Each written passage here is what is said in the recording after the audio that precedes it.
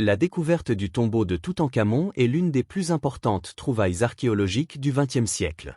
Toutankhamon était autrefois l'un des pharaons égyptiens les moins connus, mais après que son tombeau nouvellement découvert ait fait la une des journaux, il est devenu le pharaon le plus célèbre au monde. Mais pourquoi était-il si populaire?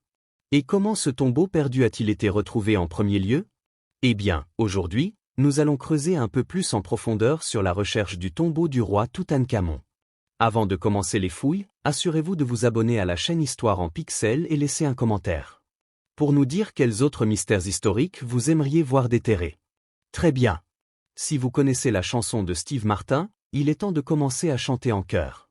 Et en 1907, l'avocat Theodore M. Davis et son équipe d'archéologues ont excavé une fosse non marquée dans la vallée des Rois en Égypte, située le long du Nil en Haute-Égypte.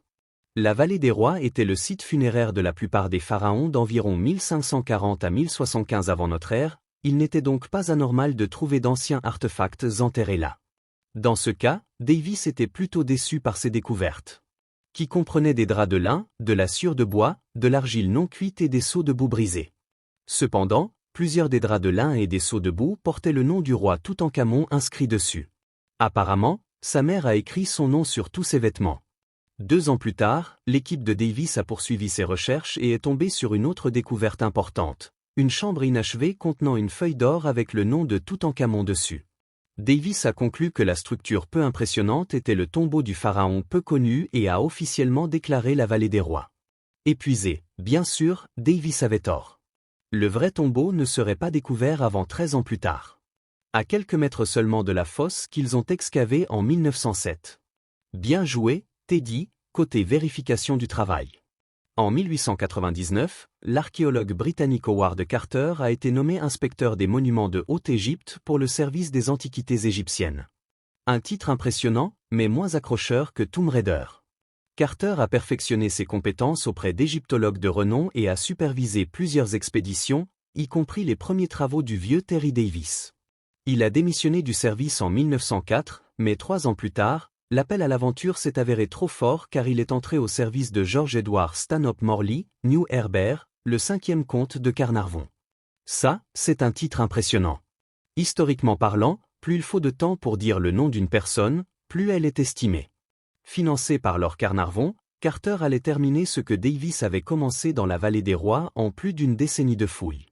L'équipe de Carter a trouvé de multiples tombes et sépulcres pillés, avec des cercueils, des statues et d'autres objets funéraires.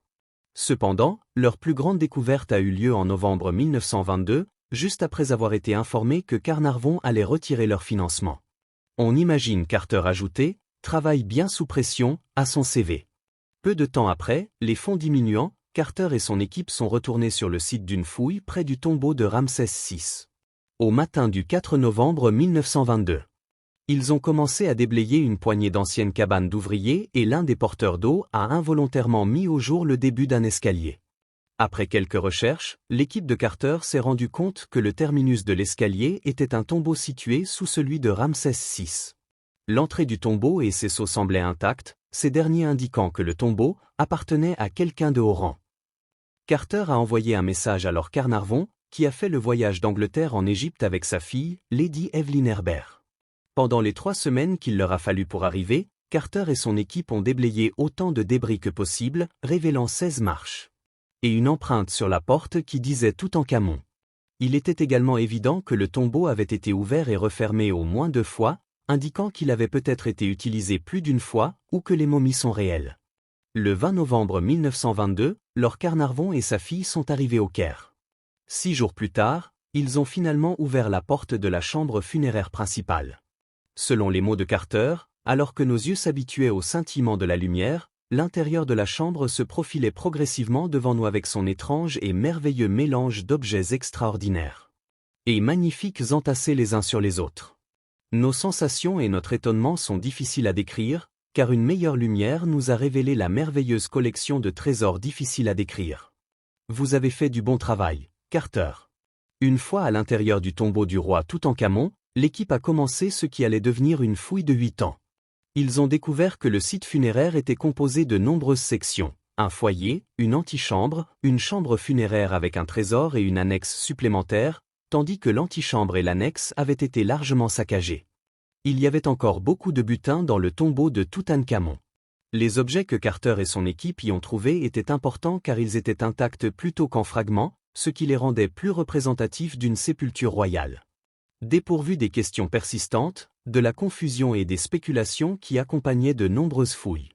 Aux côtés de jarres, de bijoux, de paniers et de plus de 100 cannes, Carter a trouvé des artefacts remarquables au-delà de ses rêves les plus fous. Le trésor abritait un grand coffre en forme de sanctuaire et des statues des 4 déesses tutélaires des morts. Il y avait aussi des pièces qui pouvaient construire 6 chars, et les chars de Toutankhamon étaient, selon des érudits ultérieurs, les premières machines de haute performance, la Ferrari de l'Antiquité. Il se vantait d'un design élégant et d'une technologie extrêmement sophistiquée et étonnamment moderne. Ainsi, en plus de tout ce que nous savons déjà de lui, le roi Tout était apparemment un coureur de drift. 2 ans après le début des fouilles, Carter et son équipe ont tourné leur attention vers le cercueil de Tout, commençant le processus délicat de retrait des couches. The user want a French translation of the provided English text, which is a YouTube script about the discovery of King Tutankhamun's tomb and related information about the pharaoh. I need to translate it accurately while maintaining the informal, slightly humorous, and engaging tone of the original script. I will go section by section to ensure a smooth and accurate translation. 0006, 32 de chacun des plus petits cercueils qu'ils ont trouvés à l'intérieur, comme une section de cercueil pour faire fondre les résines qui maintenaient les cercueils ensemble. Carter les a laissés au soleil brûlant. Lorsque ce plan infaillible n'a pas fonctionné, l'équipe de fouilles a aligné plusieurs lampes à pétrole pour essayer de déloger les cercueils, augmentant la température jusqu'à 500 degrés Celsius. L'Égypte est chaude, mais pas à ce point, et ça a marché. Dans les notes méticuleuses que Carter a prises pendant ses fouilles, il a noté que chaque Kaufmann avait un motif de plume constant. Les décorants. Le cercueil le plus intérieur était en or. Une fois ouvert, le cercueil doré a révélé le corps du roi tout portant un masque funéraire sculpté avec un motif de coiffe rayé et une barbe. Le masque était fait d'or, de pierres précieuses et de verre. Il est depuis devenu l'un des objets viables les plus identifiés provenant du tombeau du roi Tout. Mais il n'a pas été facile de l'extraire du corps. Presque comme s'il n'avait jamais été destiné à être retiré. Le collègue de Carter, le docteur Douglas Derry, a recouvert la momie de cire avant de découper les bandelettes. Les archéologues ont lentement retiré les bandages du corps, enlevant au passage des amulettes, des bijoux et d'autres objets attachés aux bandelettes. Et ils ne pouvaient toujours pas libérer le masque. Vous savez, on dirait vraiment que ce masque était censé rester en place. Trop de films d'horreur ont commencé comme ça, les gars. Finalement, ils ont, je cite, utilisé des couteaux chauds comme alternative à l'utilisation d'un marteau et d'un burin pour le libérer. Ce qui est une bonne chose car une fois que vous burinez un masque en or sur un roi mort, c'est plus un vol à l'arraché qu'une fouille. Une fois la nouvelle de la découverte du tombeau de Toutankhamon annoncée, la Toutankhamon-mania a éclaté dans le monde entier, inspirant les tendances vestimentaires, la musique, les bijoux et les films. Les gens ont commencé à décorer leurs maisons en utilisant des statues de style égyptien, des colonnes et des hiéroglyphes. C'était un peu comme quand tout le monde s'est passionné pour l'Australie dans les années 1980, mais tout n'était pas positif. Des rumeurs ont commencé à circuler autour de la légende d'une malédiction sur le tombeau du roi Tout. La légende de la malédiction s'est répandue comme une traînée de poudre, revendiquant prétendument sa première victime. Lorsque Lord Carnarvon est décédé en 1923, seulement un an après l'ouverture du tombeau.